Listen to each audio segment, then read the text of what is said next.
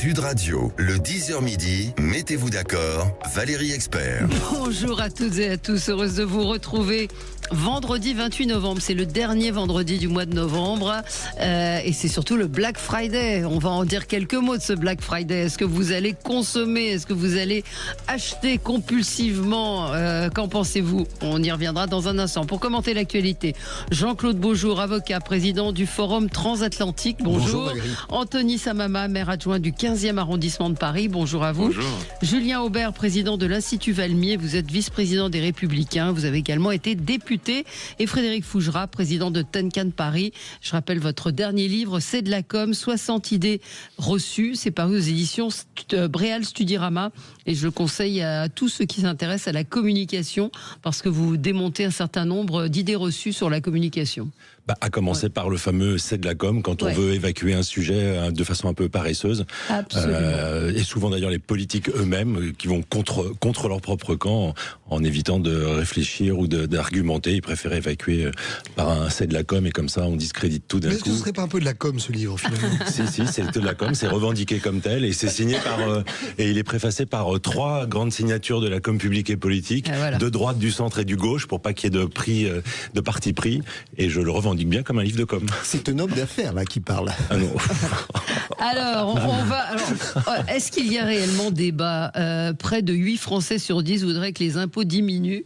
Alors, il y a eu un sondage qui révèle que 78% des Français considèrent que le niveau général des impôts et des cotisations est trop élevé. On va y revenir avec vous. Dites-nous ce que vous en pensez. Il n'y a pas beaucoup de suspense sur ce sujet. Est-ce qu'il y a trop d'impôts? Est-ce que vous trouvez trop taxé? C'est une question évidemment qui a été posée par le baromètre des prélèvements fiscaux et sociaux et qui considère également que l'argent public n'est pas bien utilisé. On va parler de ces quartiers en prise à l'insécurité, comme à Marseille ou à Aubervilliers, avec des entreprises qui quittent ces quartiers, c'est-à-dire que les dealers, les narcotrafiquants ont gagné la partie. Le vin est-il un alcool comme un autre? C'est ce qu'a affirmé Annie Genevard ce matin au micro de Maxime Liédo. C'est un vrai...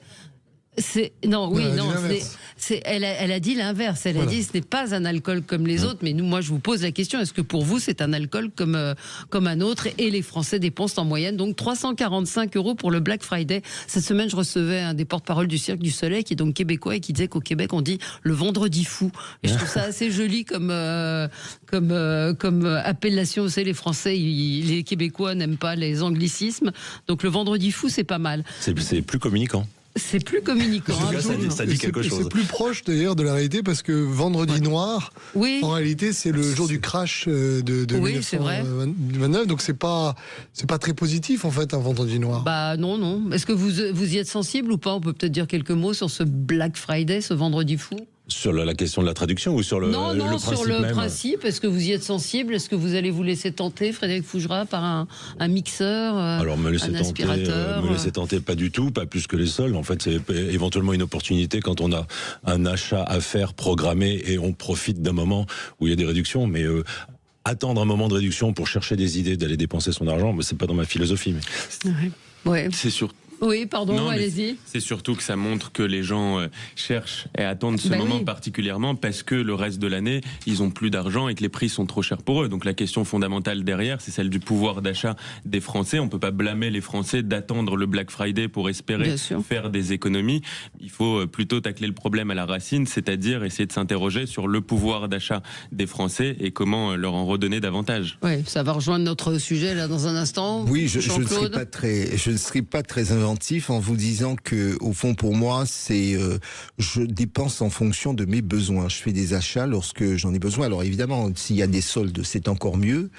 Mais je ne suis pas un acheteur compulsif. Je dirais même mieux, j'ai tendance à être très prudent dans les achats parce que nous parlons beaucoup d'environnement, mais il y a un chiffre. Alors, qui est-ce qui vaut je ne connais pas sa réalité scientifique, mais il paraît qu'on mettrait à la poubelle quasiment 30% de ce que l'on achète. Parce qu'on achète, on n'utilise pas, on achète, le frigo est rempli, mais on le remplit systématiquement chaque semaine.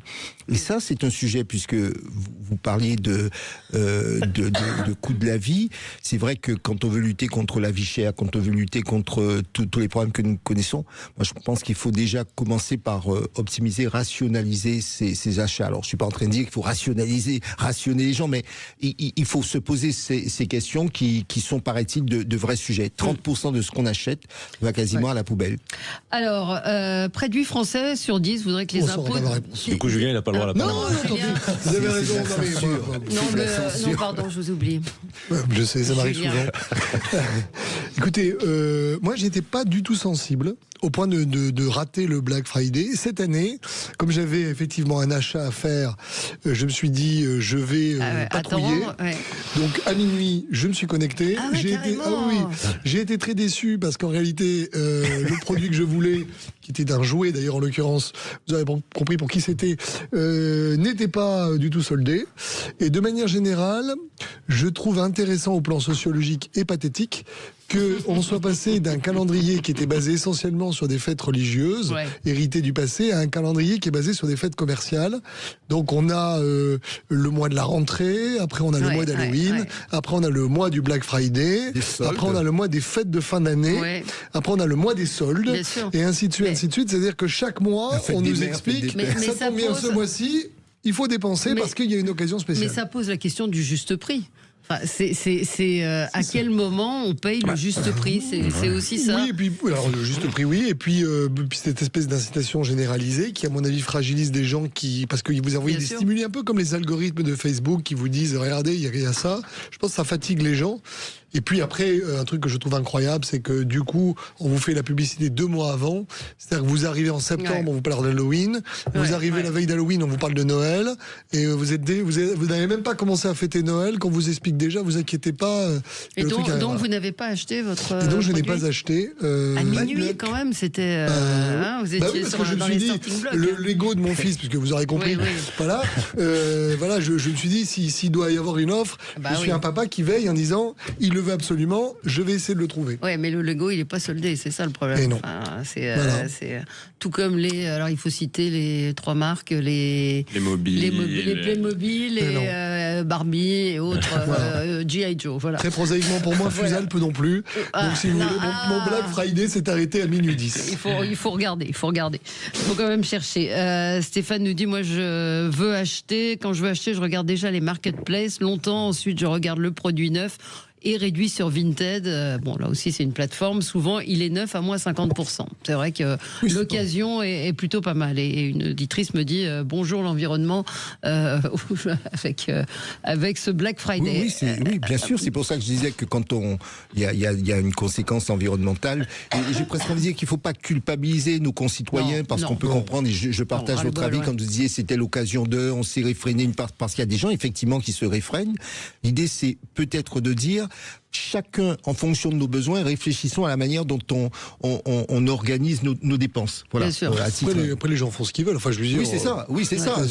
Alors, toujours Stéphane me dit la traduction de Black Friday, c'est vendredi noir comme l'afflux de personnes noires de monde.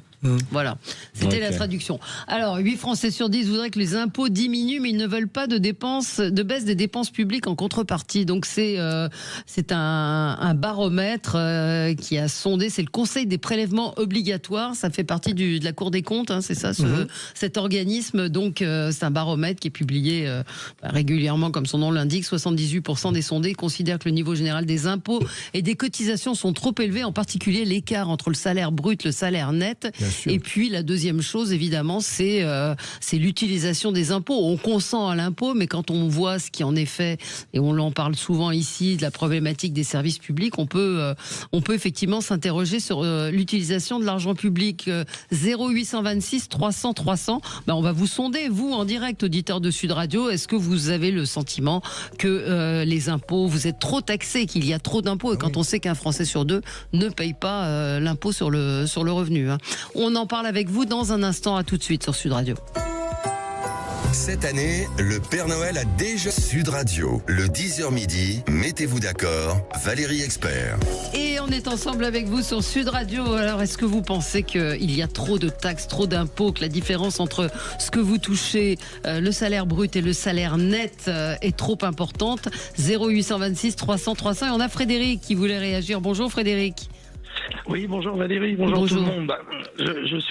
Moi je fais partie de ceux, comme beaucoup de Français, qui trouvent qu'on paye de plus en plus d'impôts et chaque gouvernement, chaque année pour chaque budget, crée de nouvelles taxes, de nouveaux impôts. Et pourtant, moi je me promène beaucoup dans la France, par les petites routes, on constate, et les gens qui habitent en province le constatent encore plus que moi, on constate qu'il y a de moins en moins de services publics, même dans les villes, et quand ils sont encore présents, ils sont très difficilement accessibles. On pourrait croire que c'est parce qu'il y a moins de fonctionnaires, donc qu'ils n'ouvrent plus pour recevoir les gens comme ça à la demande, du moins comme ça à la file d'attente, mais qu'il faut prendre des rendez-vous parfois qui nécessitent un temps d'attente considérable, alors qu'en fait il y a de plus en plus de fonctionnaires.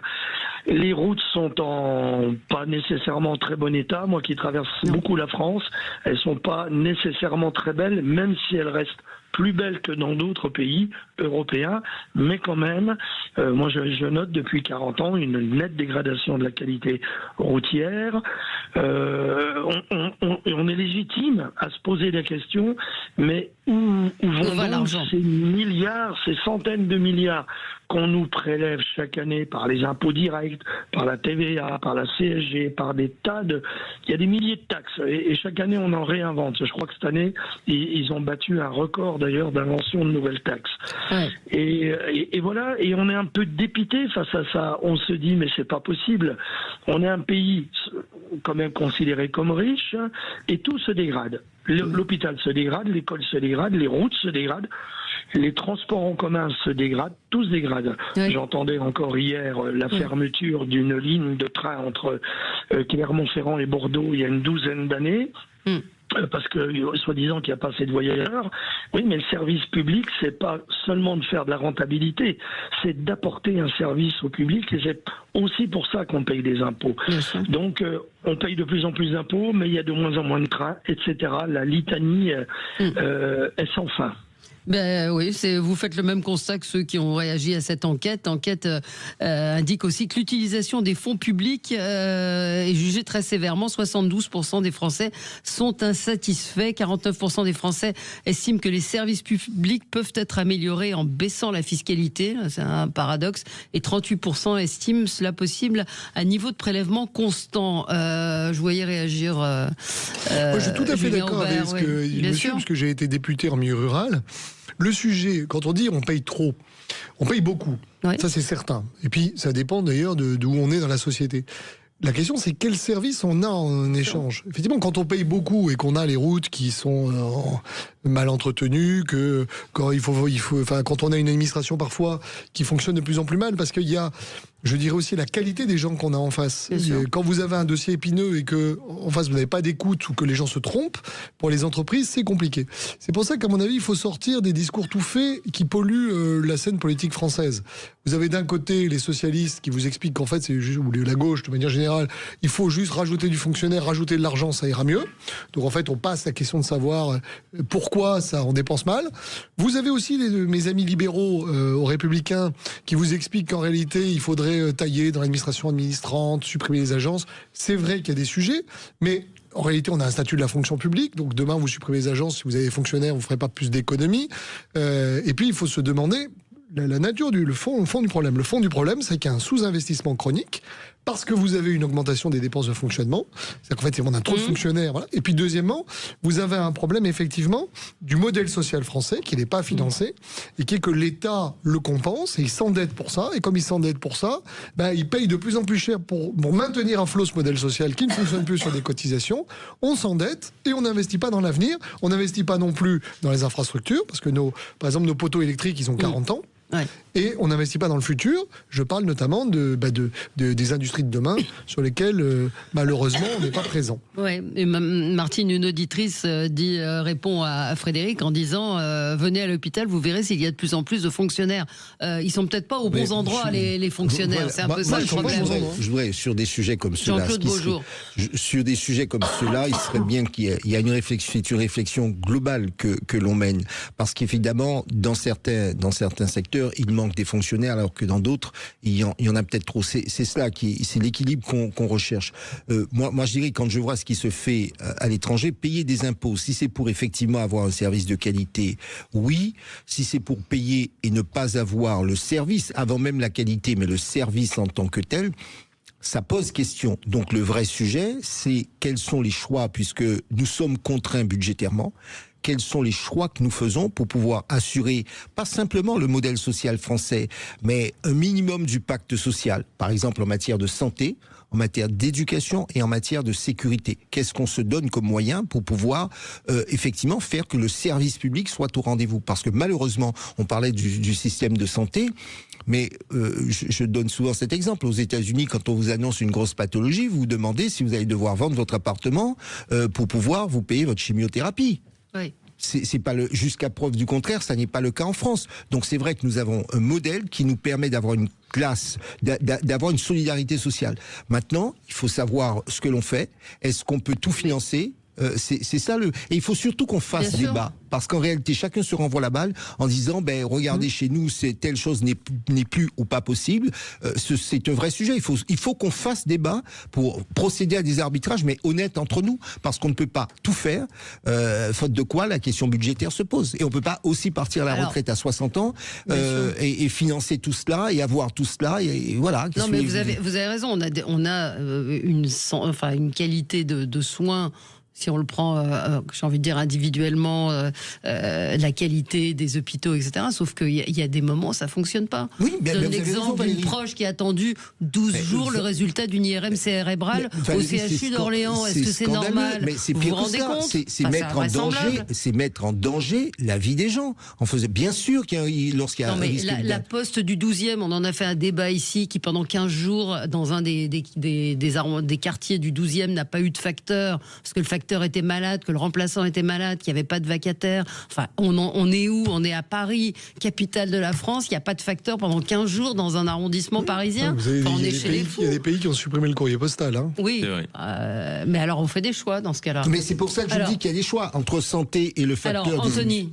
Oui, il y a un réflexe effectivement très pavlovien dans la classe politique française, ou en tout cas une bonne partie d'entre elles, c'est de créer de nouvelles taxes dès qu'on a un nouveau problème. Et ça, je crois que c'est le cœur de la problématique. Au lieu de se remettre en question et trouver là où on peut faire des économies, c'est forcément beaucoup plus facile de dire on a de la dette, on a un déficit et donc on va augmenter les impôts. Et vous l'avez rappelé, il y a eu effectivement une créativité fiscale de la part notamment de la gauche ces dernières semaines et ces derniers mois qui a été ahurissante.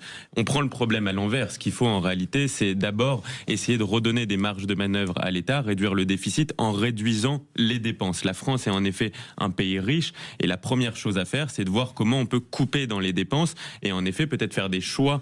On ne pourra pas tout faire et tout assumer, donc il faut faire des choix sur quelques priorités très très claires, la santé, l'éducation, la sécurité au sens large, police, justice. Là, on met le paquet et en revanche, toutes les fonctions bureaucratiques, là, il faut s'en désengager. On évoquait par exemple l'hôpital. Moi, je crois qu'il y a, c'est pour ça qu'il faut regarder les choses dans le détail. Il y a en effet un manque de médecins dans les hôpitaux, des gens qui sont en première ligne, mais en revanche, sur l'administration de la santé, là, en revanche, il y a beaucoup trop de fonctionnaires. Et donc, il faut sans doute baisser le nombre de fonctionnaires, mais pas ceux qui sont en première ligne, mais plutôt les bureaucrates qui sont derrière. Et ensuite, sur le modèle français, effectivement, il y a quand même un éléphant dans la pièce qu'il faut rappeler par rapport au déficit, c'est les retraites. Les retraites, c'est 400 milliards, c'est un montant extrêmement important, alors que tous nos voisins européens, y compris dans des pays dirigés par la gauche, je pense à l'Espagne notamment, travaillent 68, jusqu'à 67 ou 68 ans. Nous, on est resté bloqués à 62 ans. Certains prônent même le retour à 60 ans. C'est pas possible. Et donc, il faut que collectivement, on se dise qu'on va devoir travailler plus et voir quel est le niveau de retraite possible. C'est pas en ayant des retraites aussi importantes que celles qu'on a aujourd'hui, en faisant croire aux Français qu'on va pouvoir travailler moins, qu'on y arrivera. Aujourd'hui, on fait peser ça sur les actifs, évidemment, et ça rejoint la problématique qu'on évoquait tout à l'heure sur le manque de pouvoir d'achat des actifs. C'est notamment parce qu'on prélève trop sur eux pour pouvoir financer les retraites, et aussi on le paye avec la dette, et la dette, c'est les générations futures, c'est nos enfants, c'est nos petits-enfants, et donc on fait peser aujourd'hui le poids des retraites sur ces générations. C'est pas possible, il faut remettre le système à plat. Mais 80% des Français qui estiment qu'on est trop taxé, Frédéric Fougerat?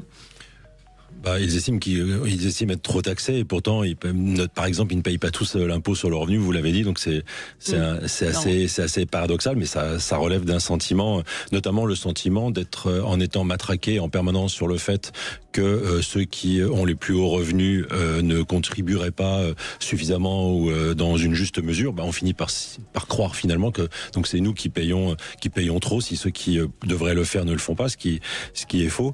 Je voudrais rebondir sur la question des retraites et sur ce qu'a dit Jean-Claude aussi sur l'honnêteté et la transparence. Peut-être que, c'est pas peut-être de mon point de vue, c'est assurément il y a un vrai problème d'honnêteté, si ce n'est de transparence sur la question des retraites. On l'aborde toujours sous le confort que ça peut représenter d'arrêter de travailler à un certain âge, un confort qui est parfois une exigence pour les gens qui ont eu des métiers à forte pénibilité, mais on part du principe que l'âge de la retraite, le départ à la retraite serait un acquis social. Mais déjà, on ment aux gens quand on prétend que c'est un acquis social. C'est un privilège générationnel. C'est une promesse électoraliste qui a été faite avec aucune idée de la façon dont on pourrait vivre cette promesse électoraliste. Et quand on revoit les interviews de François Mitterrand à l'époque, il disait, voilà, j'impose la retraite à 60 ans, il appartiendra à mes successeurs de trouver les solutions pour le financer. C'est-à-dire que dès le moment où il instaure cette mesure, il sait déjà que ce n'est pas finançable. On nous le fait croire, on nous le présente d'une façon très avantageuse, évidemment. Si on dit aux gens, est-ce que vous êtes pour la retraite à 50 ans et en étant payé double, qui sera contre ? Même si vous avez envie de continuer de travailler, vous serez forcément favorable.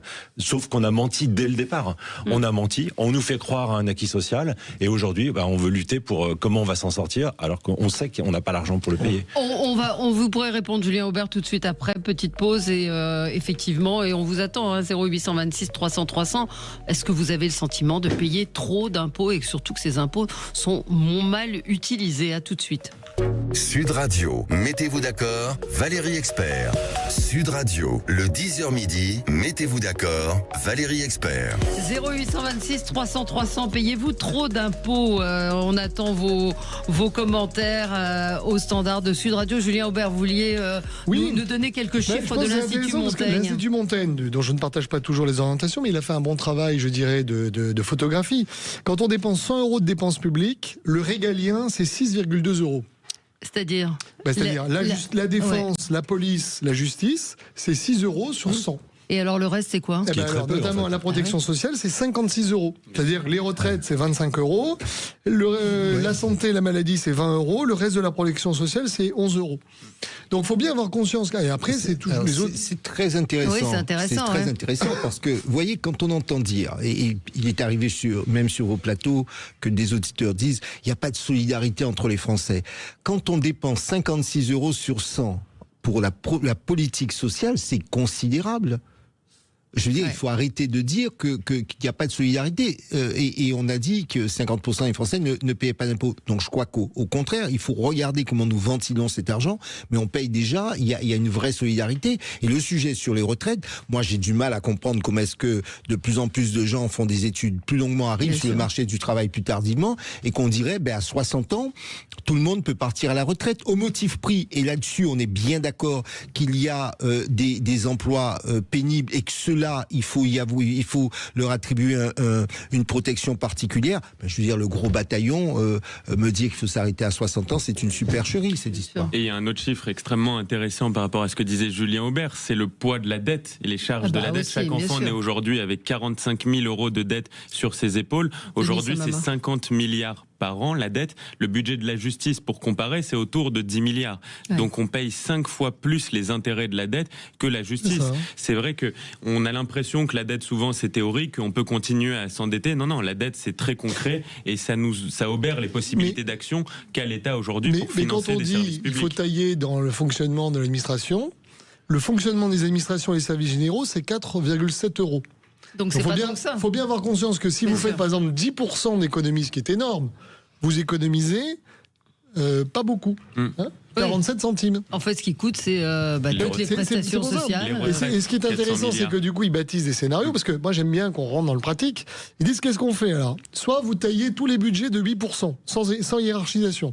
Ça, c'est pas la meilleure des idées. Après, soit vous préservez totalement le modèle social français, parce que vous voulez le garder, et dans ce cas-là, une fois les dépenses incompressibles et le socle régalien minimal pris en compte, vous avez quasiment plus d'argent pour financer toutes les autres politiques. Ouais. Donc les routes, les machins. Troisième scénario, c'est la crise financière qui impose le plan drastique d'austérité. Et donc là, en plus des coupes dans le système social, c'est 10% d'effectifs en moins dans la fonction publique. Voilà. Et puis après, vous avez le quatrième scénario. Alors le quatrième scénario, il fait peur. C'est la réduction des pensions de retraite de 8% en 4 ans, désindexation et réduction en euros courants. Si on ne veut pas toucher les plus modestes, ça suppose de diminuer les pensions des retraités qui touchent plus de 2 000 euros par mois de 16%. Ouf. Vous imaginez le choc social, hein ? Voilà. Et évidemment, vous augmentez la CSG, vous supprimez les abattements. Voilà, et ça, ce n'est que le début, c'est-à-dire que même avec ça, vous n'avez pas, je dirais... Ce qui veut dire que c'est pas simplement le modèle social français qui est en jeu, c'est tout le système français qui risque d'être mis à mal, et le risque, c'est qu'on soit obligé d'y passer un de ces jours. Mais c'est pour ça que je suis en désaccord avec Montaigne, c'est-à-dire l'idée que vous allez réduire, que vous allez obtenir un support politique pour un choc, et que demain, le retraité qui n'arrive pas à se nourrir, vous allez lui supprimer sa pension de 16%, vous pouvez oublier. La seule possibilité, c'est de faire ça sur le long terme. Et malheureusement, si on avait commencé il y a 15 ans, vous désindexez les retraites, et ma retraite à moi, effectivement, quand j'arriverai dans 20 ans, elle sera 10% plus basse. Bien sûr. Et je pense que socialement, c'est beaucoup plus facile à faire accepter. Oui. Je tiens à rappeler quand même que c'est une première dans l'histoire aujourd'hui.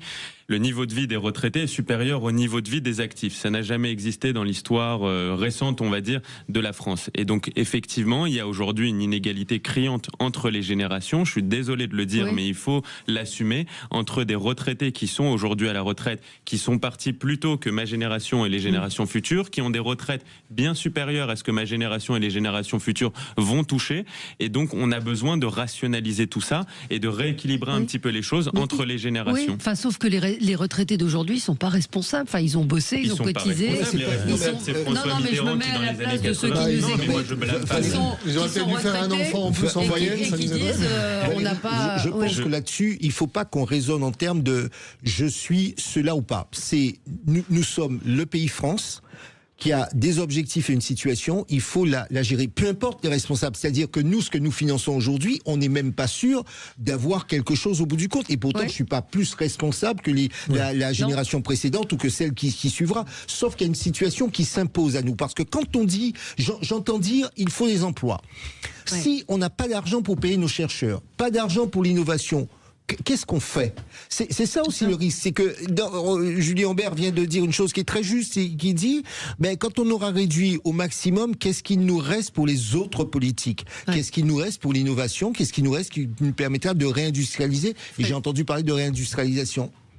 Surtout si on veut de la croissance. Un dernier mot, puis on va changer de sujet. Juste pour rebondir sur ce que vient de dire Jean-Claude, je suis parfaitement d'accord sur le fait que ça sert à rien de chercher les responsabilités. En tout cas, ça ne permet pas de résoudre le problème. Chercher les responsabilités ou pointer les responsabilités, c'est quand même dire qui vous a menti à un moment, pourquoi on s'est trompé à un moment, et donc le comprendre pour aussi comprendre la situation. Parce que si on ne comprend pas pourquoi on est dans cette situation-là, alors on est encore capable de faire gober plein de promesses électorales qui ne permettront pas demain de trouver des solutions honnêtes. Et des solutions honnêtes, c'est forcément des solutions difficiles pour chacun des Français. Les retraités, les travailleurs, les libéraux, c'est ça que je dis, c'est contre nous. De toute façon, je vais vous dire, tout le monde va payer.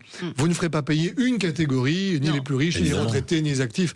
Donc tout le monde va, je dirais, cotiser. Mais il ne faut pas qu'en plus qu'on nous oppose. Moi, je ne vais pas entrer en conflit avec des gens qui sont à la retraite en disant à cause de vous, grâce à vous, etc. C'est là, parce qu'il risque d'y avoir un éclatement au sein de nos populations sur ce sujet-là. Mais justement, pour préserver cette cohésion, le système de retraite, il repose sur une solidarité intergénérationnelle. Donc effectivement, solidarité intergénérationnelle, il faut qu'elle puisse exister pour la génération qui est aujourd'hui à la retraite et dont les retraites sont payées par les actifs actuels, mais aussi pour les générations futures. Et malheureusement, la courbe qui se dessine dans les années et les décennies à venir ne permet pas d'avoir cette solidarité-là. Et donc, il faut qu'on puisse changer totalement ça sans jeter la pierre à quiconque, et certainement pas aux retraités actuels, mais plutôt aux politiques. Et notamment, dès les années 80, avec François Mitterrand, on savait déjà que le système courait à sa perte dans les années 80. 80 quand Mitterrand propose la retraite à 60 ans. Donc forcément, le choc, il fait encore plus mal aujourd'hui que si on avait anticipé à ce moment-là. Après, il y a des différences. Et on a une auditrice, Véronique, qui nous dit 1020 € de retraite après 43 ans de boulot. Elle met c'est merveilleux, c'est effectivement pas formidable, quoi. Il y a des situations différentes, bien sûr. Il y a des situations différentes en fonction il y a des agriculteurs qui ont 600 € de retraite, des artisans. Mais on n'est pas en train, justement, on n'est pas en train de dire que c'est merveilleux. On est en train de dire attention, parce que le 1020 pour une personne de cette tranche pourrait devenir du 700 pour la génération d'après, parce que précisément, il y a un sujet. Précisément, si on n'arrive pas à industrialiser le pays et qu'on perd en emploi, on n'aura pas la possibilité de faciliter des carrières normales, etc. C'est ça le risque. C'est pas qu'il y ait, et évidemment qu'on n'ait pas à se satisfaire de 1020 € à X ou à Y. Changeons de sujet. Ce matin, Maxime Liédot recevait Annie Genevard, ministre de l'Agriculture, de l'Agroalimentaire et de la Souveraineté Alimentaire. Il l'a interrogé évidemment sur la filière viticole qui est en grande difficulté. Et écoutez ce qu'elle disait à propos du vin. Alors sans doute, si on l'a fait, a-t-on eu tort ? Parce que le vin n'est pas un alcool comme un autre. D'une part parce que c'est un univers d'une richesse incroyable en termes gustatifs. C'est un patrimoine, c'est une histoire. Ça accompagne les grands moments de la vie de chacun. Évidemment, c'est un alcool qu'il faut consommer avec une certaine modération, mais le vin suppose un apprentissage. Et c'est vrai que les modes de vie des Français ont changé. Le repas pris en famille, la bonne bouteille qu'on ouvre le dimanche autour de la table familiale avec la famille ou les amis, c'est une habitude qui sans doute a perdu un peu. Et c'était aussi le moment de l'apprentissage du vin, car le vin est un univers à apprendre. Le vin n'est pas un alcool comme un autre. Ben oui, c'est vrai. Quand vous prenez l'histoire de France, Napoléon et le Chambertin, Richelieu qui a fait le Bordeaux, Louis XIV qui adorait le champagne, l'histoire de politique de ce pays est liée à la construction d'une filière viticole. Et en fait, le vin, qu'on l'accepte ou pas, a une symbolique et je dirais un rôle qu'elle a joué dans la littérature, dans l'histoire. Ça c'est intellectuel, d'un point de vue sanitaire. Moi, je vous parle d'un point de vue sanitaire. Quand elle dit le vin, c'est dans quel contexte a-t-elle dit cela ? Quand elle dit le vin n'est pas un alcool comme les autres, quand on parle du vin, quand on parle du régime budgétaire, du régime sanitaire du vin, on ne peut pas le traiter de la même manière parce qu'il n'a pas la même résonance symbolique dans l'histoire de ce pays, aussi parce que son poids économique est différent. Nous ne sommes pas un grand pays de whisky. En Écosse, je suppose que le whisky n'est pas un alcool comme les autres. Exactement. Oui, mais tout dépend. Mais là, vous vous placez d'un point de vue culturel. Si on se place d'un point de vue sanitaire et mais sa réponse à elle, quand elle dit le vin en famille, elle parle pas de sanitaire. Non, mais après, justement, elle est ministre de l'Agriculture. Tout produit, oui, elle n'est pas ministre de la Santé, merci de le souligner. Tout produit consommé en excès est mauvais pour la santé. J'avais un jour sorti ça dans un grand débat sur le vin au Parlement. Un excès d'eau, c'est très mauvais pour la santé, ça s'appelle une noyade. Donc, il ne faut pas, si vous voulez, embêter quelque chose pour la dangerosité naturelle. Et c'est pas un verre de vin qui va vous tuer. Moi, il n'y a pas de conflit d'intérêt parce que, à la fois, j'ai fait les vendanges quand j'étais plus jeune et je suis chevalier du Tatevin. Oui. Donc je suis censé défendre des vins de Bourgogne. Non, plus sérieusement, je crois que ce que voulait dire Madame Genevard, c'est que sur le plan culturel, le vin a une place à part. Et depuis, j'ai découvert justement que depuis l'Antiquité, on fabrique le vin. En réalité, le vrai sujet qui se pose, c'est celui de l'alcoolisme, c'est celui de l'excès et de la manière dont on prévient.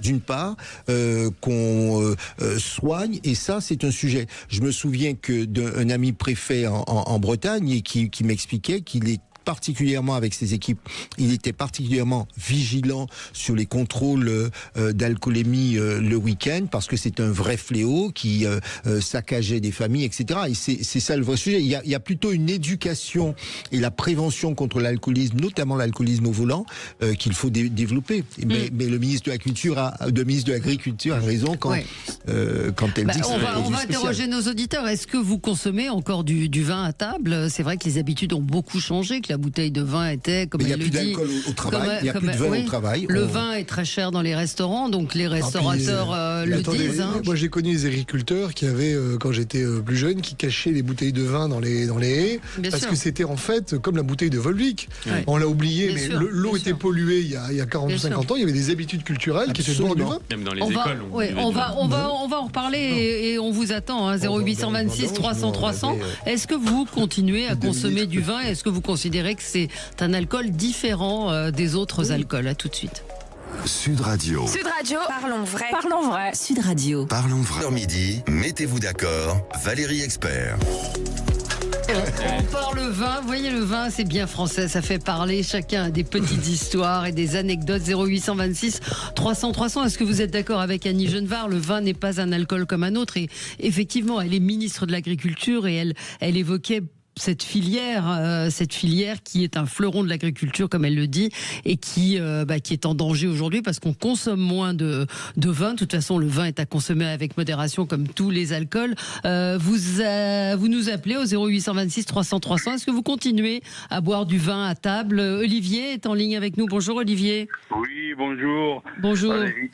Mais oui, le vin, on en boit toujours, mais c'est un alcool qui n'est pas comme les autres. D'abord, on le boit à table, essentiellement.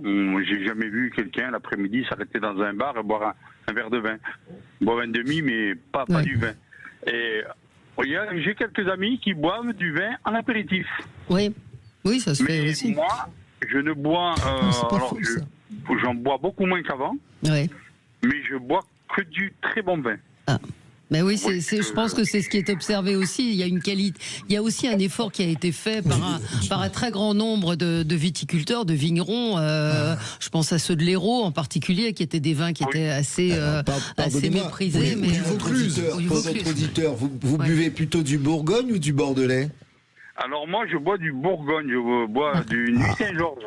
Ah bah pas mal, pas mal. Ah oui. Alors effectivement, ce que vous nous dites, c'est que vous consommez moins, donc avec modération. Effectivement, c'est ce qu'il faut, mais vous consommez mieux. Mais vous en buvez tous les jours à table? Non, je ne bois pas tous les jours à table. Je bois essentiellement quand il y a du monde dans la maison. Bah c'est ça, oui. C'est tradition française.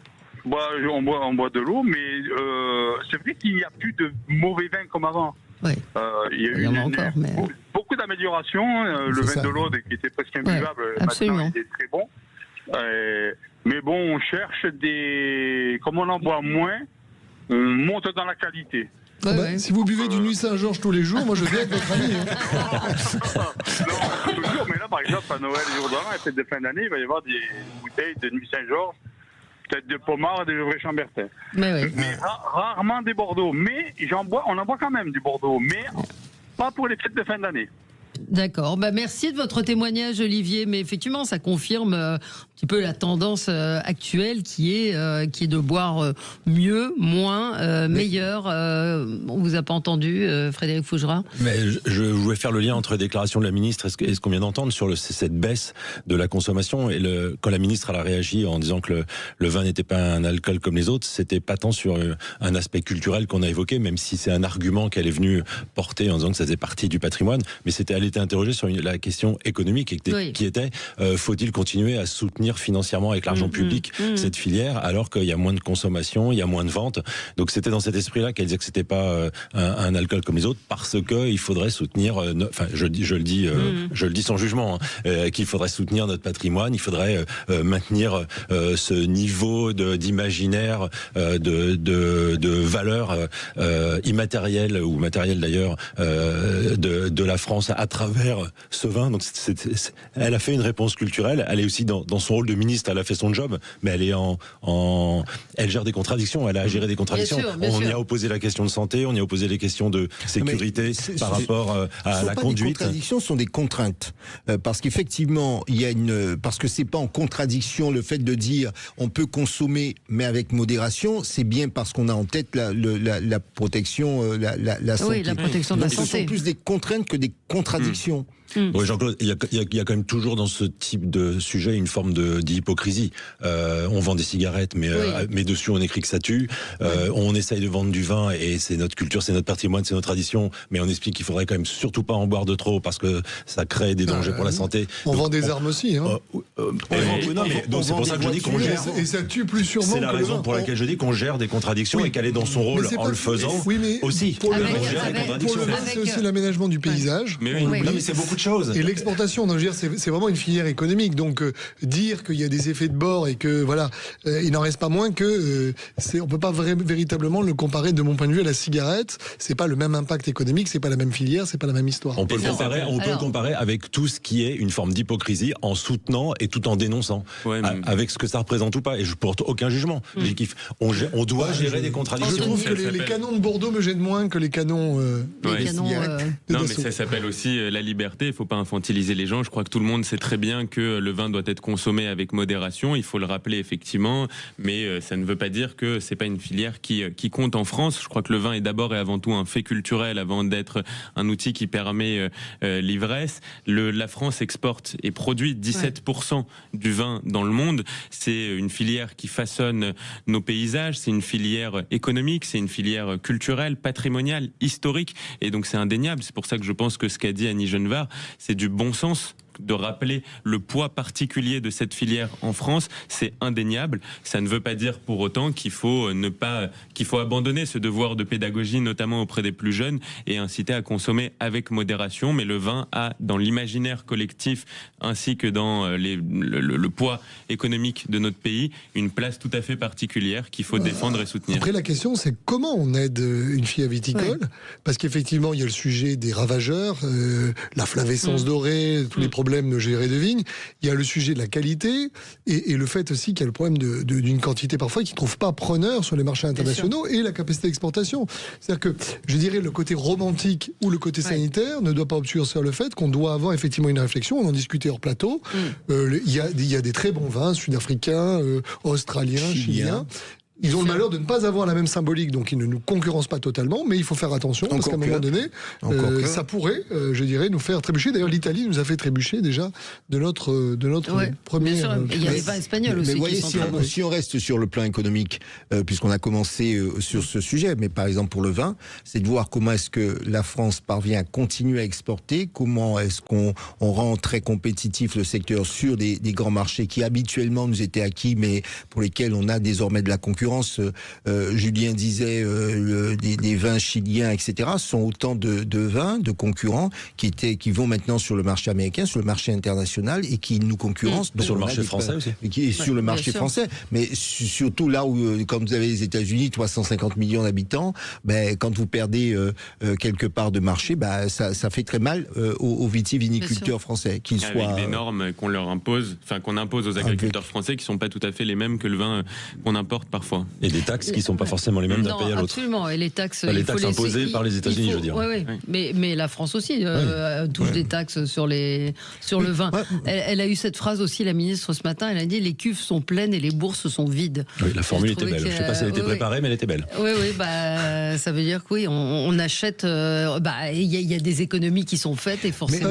Mais il y a une vraie question quand même, c'est que si le marché endogène français faiblit, est-ce qu'on peut avoir une grande, je dirais, industrie d'exportation si on a de moins en moins une consommation locale? Parce que ça suppose au-delà, je dirais, il y a l'argument économique, puis après il y a le soutien culturel, le mythe qu'on fait vivre. Voilà, et ça se pose dans d'autres domaines.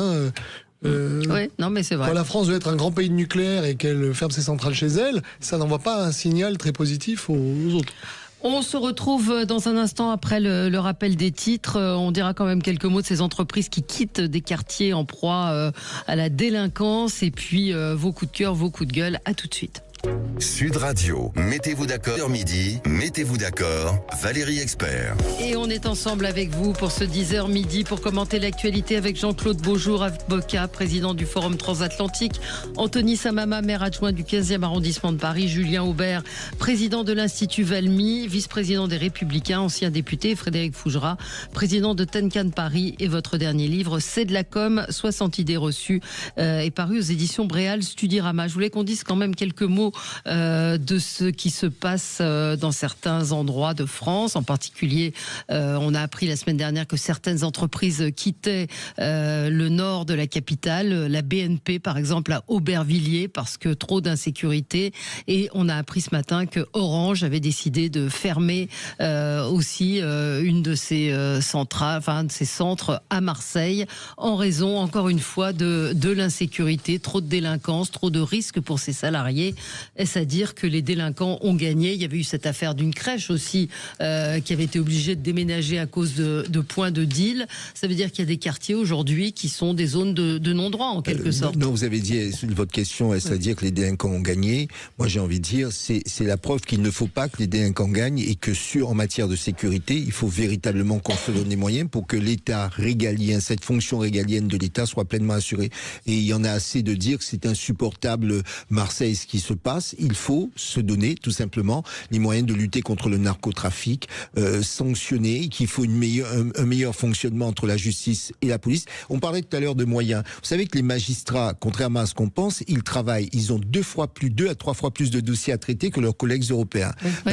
Voilà, par exemple. On dit souvent, ben oui, la justice est lente, la réaction ne vient pas assez rapidement parce qu'on ne sait pas donner les moyens d'avoir une justice efficace. 0,8 € sur les 100 € de dépenses publiques, pour remettre en...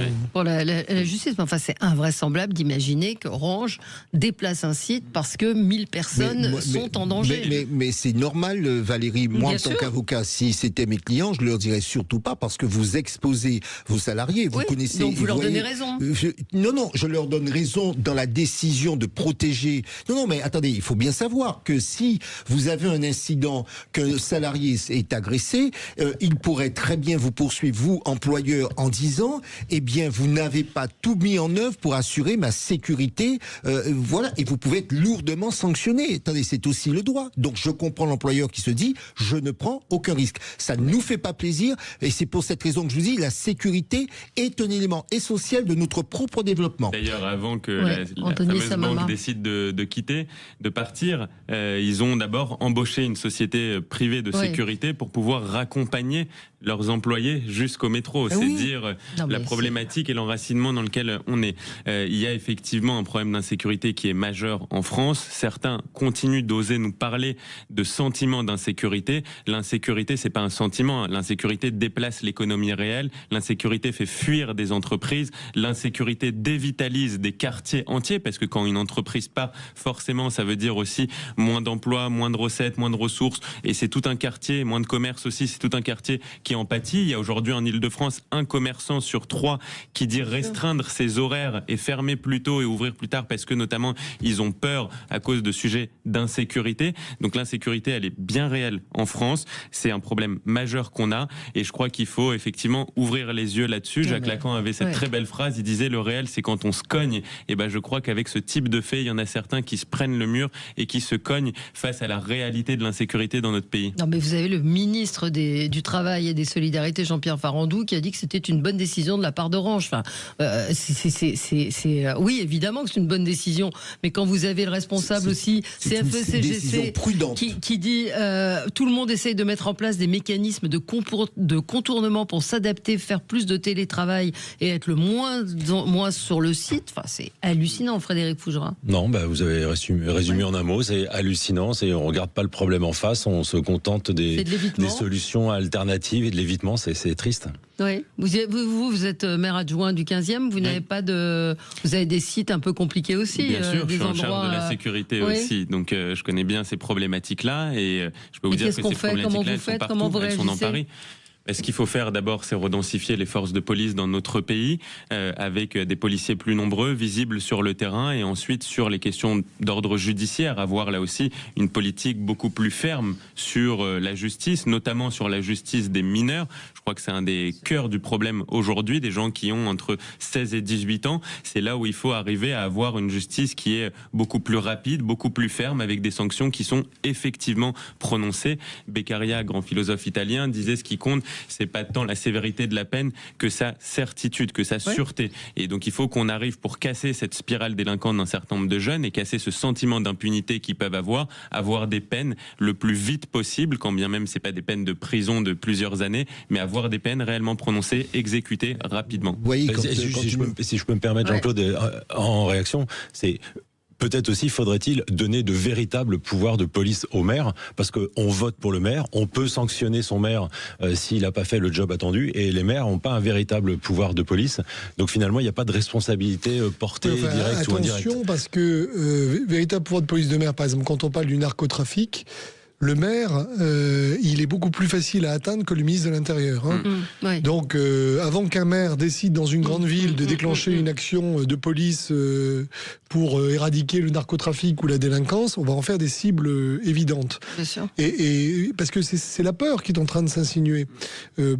Déplacement de population. C'est la responsabilité du maire. Bon, voilà, oui.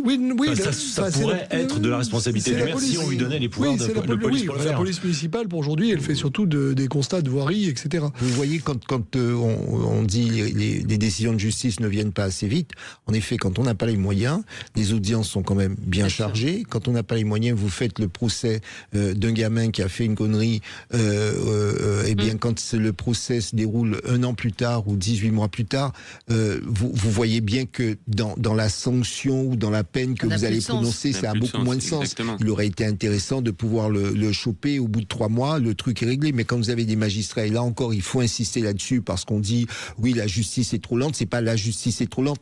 Nous ne nous donnons pas les moyens d'avoir une justice hyper réactive. De base, quand on voit l'explosion de la criminalité et la nature des problèmes, absolument. On voit bien qu'on a d'un côté un appareil judiciaire qui a le même budget.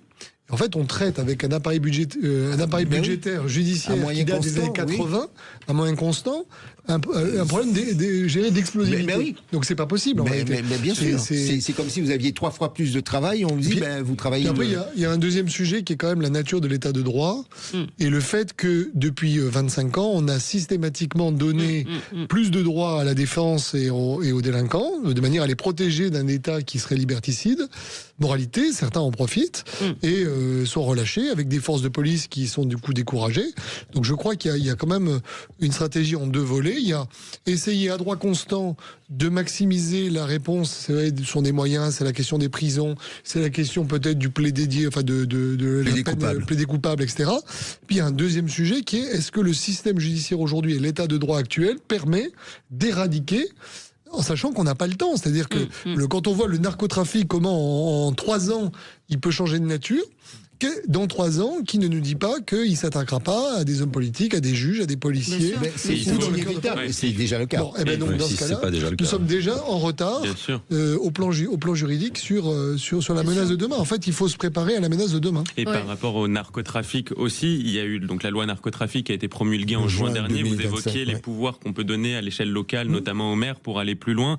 Cette loi, elle permet notamment 2 choses que nous, on essaye de mettre en place drastiquement. C'est d'abord multiplier les interdictions de paraître. Historiquement, les interdictions de paraître, c'est un outil juridique entre les mains du juge, et donc on sait la lenteur de la justice et parfois son laxisme, donc c'était que trop peu prononcé. Aujourd'hui, la préfecture de police peut décider de dresser une interdiction de paraître à un jeune. C'est limité dans le temps, c'est limité géographiquement, mais ça libère quand même ce pouvoir-là, et on le fait beaucoup à Paris avec le maire. Et la deuxième chose, préciser ce que ça veut dire, l'interdiction de paraître. L'interdiction de paraître, ça veut dire qu'un jeune n'a pas le droit de se trouver sur un territoire où, par exemple, il avait l'habitude de dealer. Je ne vais pas vous faire l'affront de vous rappeler le meurtre d'Elias avec ces 2 jeunes qui avaient interdiction de se rencontrer et d'être à l'endroit où ils étaient. C'est vrai, c'est pour ça que derrière, il faut mettre des policiers pour pouvoir surveiller que cette interdiction de paraître soit réellement appliquée. Mais on ferme, une autoritrice me rappelle, on a eu ce débat hier, on ferme les centres fermés parce qu'il n'y a pas assez de surveillants, parce qu'il n'y a pas d'enseignants. Enfin, on est quand même dans un... Je vous rappelle que sur ce texte narcotrafic, le Conseil constitutionnel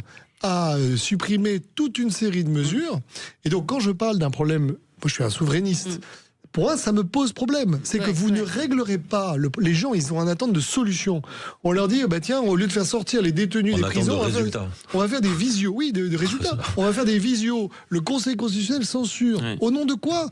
Au nom d'une jurisprudence, d'une interprétation. C'est pas dans la Constitution qu'on n'a pas le droit de faire des visios avec les détenus. Donc ça, c'est un vrai problème démocratique. Et si on ne le résout pas, la pression montera jusqu'au moment où on sera obligé de prendre des mesures encore plus autoritaires et on le regrettera. Et la deuxième chose aussi par rapport au texte narcotrafic, c'est les expulsions des logements sociaux. Moi, je considère que c'est absolument inacceptable que des dealers qui tiennent des points de deal vivent dans des logements sociaux payés par nos impôts. Aujourd'hui, on peut plus facilement, grâce à cette loi narcotrafic, expulser, c'est à la main du maire, des logements sociaux, des gens qui s'adonnent à du trafic de stupes. C'est ce qu'on fait de notre côté. Ça paraît d'une telle évidence qu'on est étonné, que ce n'ait pas été appliqué avant. Dans un instant, vos coups de cœur, vos coups de gueule. À tout de suite.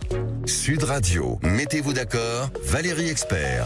D'accord, Valérie Expert. Et on est de retour avec vous sur Sud Radio pour commenter l'actualité. Alors c'est l'actualité qui a retenu votre attention aux uns et aux autres. Jean-Claude, un coup de cœur pour le salon de la jeunesse, le salon du livre jeunesse qui va se tenir à Montreuil. Qui se tient à Montreuil jusqu'au 1er décembre. Pourquoi est-ce que c'est un coup de cœur? Parce qu'on parle beaucoup des banlieues sous l'aspect le plus négatif. Et c'est de rappeler tout d'abord que ce salon qui se tient en région parisienne, pour ceux qui ne sont pas d'Île-de-France, c'est la 41e édition.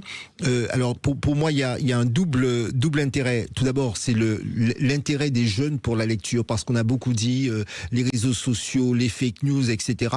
Oui, la lecture, le savoir est un moyen de lutter contre un certain nombre de risques liés aux nouvelles technologies.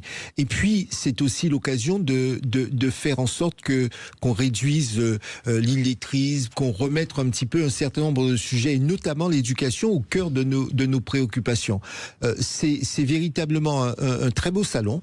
Moi, j'ai envie de dire, j'invite les uns et les autres, à ceux qui le peuvent encore, à s'y rendre. Mais c'est un vrai signal, parce qu'il y a un véritable engouement. Il y a 3 ou 4 fois plus une fréquentation multipliée par 3 ou 4 par rapport aux années précédentes. C'est une superbe occasion.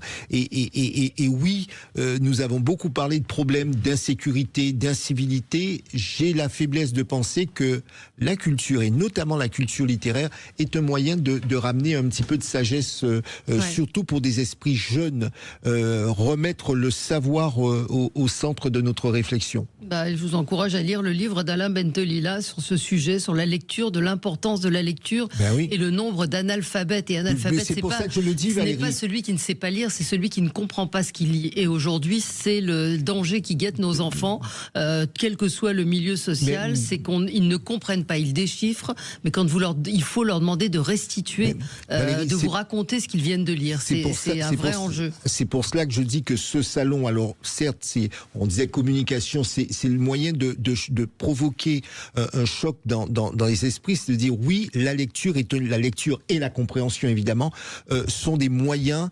de réflexion et d'éducation de nos enfants. On passe à vous, Julien Aubert, c'est un coup de gueule. Oui, un coup de gueule parce que on a appris que le premier astronaute du programme Artemis européen vers la Lune serait allemand. Pourquoi ? Parce que la France, depuis 2019, n'est plus le premier contributeur du programme spatial européen, alors que nous sommes historiquement la grande puissance spatiale. Et je trouve dommage, parce que au plan symbolique, que notre incapacité en fait à faire fructifier ce patrimoine industriel nous place finalement en position minoritaire au sein d'un programme spatial européen dont nous sommes à l'origine. Nous sommes derrière les Allemands, nous sommes contributeurs d'ailleurs derrière les Italiens. C'est quelque part, si vous voulez, une manifestation pour moi d'une forme de court-termisme français sur des sujets qui sont quand même des sujets de demain, puisque je dirais l'aventure spatiale ne fait que débuter. Oui, la France donc n'est plus une puissance spatiale. Alors elle l'est, mais je ne dirais pas ça. Non, je dirais pas ça, parce que j'étais à Kourou récemment. Nous restons une puissance spatiale. Le sujet, c'est comment, et je rejoins ce qui vient d'être dit, comment est-ce qu'on optimise. En réalité, en fait, on a le sentiment qu'on fait un peu les choses à moitié. On ne se dit pas, là nous avons un objectif, on se donne les moyens d'être premier. On a beaucoup critiqué, on critique beaucoup les Américains. On critique les Chinois parce qu'on se dit il y a des rivalités pour être première puissance mondiale, etc. Moi, j'ai le sentiment qu'aujourd'hui, on a oublié que la France était une grande, quand nous étions jeunes, la France 4e, 5e puissance mondiale. On a oublié tout cela et on est dans une forme de glissement, de fatalisme, de renoncement.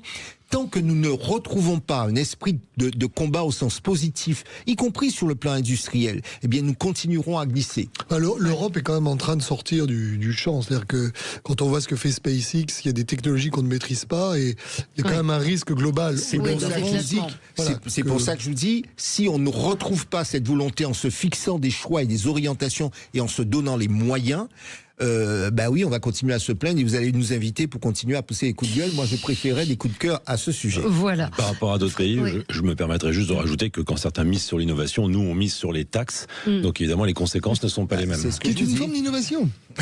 Je rappelle que la France a inventé la TVA, qui est sa plus belle invention, parce qu'on l'a exportée dans le monde entier. Ouais, c'est ingénieux. Si on avait pris des royalties sur la TVA, vous imaginez, on financerait le truc de créativité fiscale en France. Frédéric, vous, c'est un coup de gueule? Valérie, si vous me permettez, je vais changer mon coup de gueule. Mon coup de gueule, il était consacré aux donneurs de leçons que je déteste, mais je pourrais... donneurs de leçons qui souvent ne s'appliquent pas à eux-mêmes, et je pourrais... mais j'aurais une illustration dans l'actualité à chacun de mes passages, donc je pourrais vous resservir ce coup de gueule quand il me manquera des idées. Je voulais rebondir sur un sujet qui a été évoqué pendant le journal, et qui est celui de l'ouverture de la collecte des banques alimentaires. Donner à une banque alimentaire, ça c'est de la vraie solidarité. C'est vraiment répondre à une urgence, à la pire des précarités. Donc vraiment, je pense qu'il faut que chacun se sente solidaire. C'est pas un effort important de donner à une banque alimentaire. Chacun donne en fonction de ses possibilités, de ses moyens. Mais c'est essentiel avec l'arrivée de l'hiver, l'arrivée du froid, les difficultés que rencontrent certains de nos concitoyens, de faire preuve de générosité et de solidarité. Donc j'avais envie de rebondir sur cette info. J'entends des gens qui donner, qui n'ont plus envie de donner parce que l'impression que les dons ne vont pas forcément à des gens qui en ont besoin, ou forcément, enfin il y a la banque alimentaire. Pardon, pas la banque alimentaire, honnêtement. Non, mais je vous dis ce que j'ai pu lire ici ou là. Même si c'était le cas, parfois on me reproche de donner à une personne dans la rue parce que peut-être qu'elle va aller boire de l'alcool plutôt que de se nourrir. Mais moi, je préfère me donner et me tromper plutôt que de passer à côté d'une personne que j'aurais pu aider et qui en a réellement besoin. Moi, là où je suis plus réservé ce type de remarques, il n'y a pas de société parfaite. Non. Dans tous les corps de métier, dans toutes les communautés, vous avez des canards boiteux. Et ceux-là même qui disent oui, ils ont forcément autour d'eux, il y a un membre d'une famille, un membre de leur communauté professionnelle qui se comporte pas bien. C'est pas pour autant qu'il faille jeter le bébé avec l'eau du bain. Je pense qu'il faut continuer à donner parce que précisément cette solidarité, elle s'exprime de manière plus directe, plus rapide, plus efficace. Parce que lorsque vous donnez un paquet de denrées alimentaires, vous savez que dans les 8 jours qui viennent, ce paquet-là, il atterrira dans une assiette parce qu'il y a un certain nombre de nos concitoyens qui n'ont pas de quoi avoir les 2 repas par jour. J'ai interrogé ces femmes, la plupart du temps, qui font les collectes et qui me disaient qu'elles voient de plus en plus de femmes qui travaillent et qui ont besoin... Travailleurs pauvres, des femmes seules avec des enfants. Elles travaillent, mais elles n'ont pas les moyens de en tout cas, sur un don en nature, je pense vraiment que votre paquet de riz, il va bien sûr. Qu'on ait des critiques sur certaines ONG qui lèvent des fonds et qui l'utilisent pour de l'administration, pour de la communication ou parfois pour de mauvaises actions, ça peut arriver, mais pour la banque alimentaire, honnêtement, ou les restos du cœur, Mais oui, c'est ce que dit. N'oublions pas ce pouvoir énorme que nous avons chacun de pouvoir donner. Anthony. Alors, votre coup de cœur. Sur mon coup de cœur, c'est sur un homme politique qui fait partie de la droite républicaine depuis très longtemps, qui a un parcours assez unique, singulier et atypique, et qu'on a appris à découvrir ou redécouvrir à travers un documentaire qui est sorti sur Public Sénat la semaine dernière. C'est François Baroin. François Baroin, c'est quelqu'un qui a effectivement une carrière politique assez extraordinaire. Il a été député à 27 ans, il a été 4 fois ministre, il est maire de Troyes depuis plus de 30 ans, il a été président de l'Association des maires de France. Et derrière le cas particulier de François Baroin, c'est aussi une certaine idée de la France qui est finalement l'antimacronisme, c'est-à-dire une France enracinée. C'est quelqu'un qui a ses attaches profondes au sein de nos territoires. C'est quelqu'un qui a défendu toute sa vie les territoires, notamment à la tête de l'AMF. Une France aussi qui ne s'adonne pas aux petits slogans et aux vacarmes. C'est quelqu'un qui parle peu mais juste, qui parle quand il a quelque chose à dire. C'est quelqu'un aussi qui est dans une forme de nuance, de complexité de la vie politique et qui n'est pas avec du gros rouge qui tâche. Et je crois que ça fait du bien aussi, ça apporte de la hauteur de vue au débat politique qui en manque parfois cruellement. Et c'est enfin une fidélité sans faille à un parti politique, à Jacques Chirac bien sûr, à Nicolas Sarkozy, une fidélité à ses convictions, avec aussi une action très forte sur des sujets qui sont clés aujourd'hui. Je pense à la laïcité notamment, c'est lui qui est à l'origine de la loi de 2004 sur l'interdiction du port du voile dans les écoles. C'est lui aussi qui porte une grande loi sur la décentralisation, on devrait plutôt dire une forme de liberté accordée au territoire. Et donc je crois que c'est ce qui a finalement, tout ça c'est ce qui a finalement manqué au macronisme depuis 8 ans, lui qui se disait à ses députés soyez fiers d'être des amateurs. La politique c'est pas une question d'amateurisme, oui, la politique c'est une affaire aussi de professionnels, de gens qui entendent effectivement, qui connaissent le pays. Vous avez échappé qu'il est parti travailler dans une banque. Hein. Enfin, il travaille dans une banque effectivement, mais il n'y a rien de mal. Il n'y a rien de mal à travailler dans le privé. Ce que je veux dire c'est qu'il a quitté la politique. Il est maire de Troyes. Oui, mais il a quitté la politique à un haut niveau où il aurait pu avoir peut-être d'autres implications. Non. Oui, François n'a pas voulu aller à l'élection présidentielle parce que je pense qu'il faisait un arbitre pour des raisons très saines en fait. C'est-à-dire que il était attaché à sa vie familiale, à un équilibre. Et il sait très bien qu'aller à l'élection présidentielle, c'est un choix de dingue. Et je crois qu'il n'est pas, jusqu'ici, il n'a pas été assez dingue pour le faire. Et en même temps, moi, je trouve qu'il est pétri vraiment de qualité. Et je regrettais qu'il ne puisse pas y aller. Et en même temps, je comprenais très bien son argumentation, qui, à mon avis, est plutôt de bon sens. Et qui renforce l'idée qu'il aurait y aller. Ce qui est intéressant dans ce qui vient d'être dit pour justifier du fait que François Baroin ait décidé de mettre entre parenthèses la vie politique la plus active, c'est qu'on oublie de dire que les hommes et les femmes qui exercent des responsabilités, que ce soit dans le secteur public, que ce soit dans le secteur privé, ce sont souvent des rythmes très lourds. Humainement, c'est difficile. Et moi, parfois, je suis un peu agacé parce que j'entends dire là où ils sont, ils se moquent de tout, etc. Non, ça n'est pas vrai. Là encore, cette généralisation qui consiste à dire tous pourris, tous planqués, tous très faciles, je dis non, il y a des responsables. Et là encore, je dis, il y a dans le secteur privé des gens qui souffrent aussi. Absolument. En responsabilité qui souffrent. Merci à tous les quatre. Dans un instant, on va parler d'un grand artiste qui sera avec nous dans l'émission Média, puisque déjà on le voit pas mal dans les médias, mais surtout un film va lui est consacré. C'est Richard Orlinski. Vous connaissez ses crocodiles, ses gorilles. On est avec lui dans le studio de Sud Radio dans un instant. Sud Radio. Parlons vrai.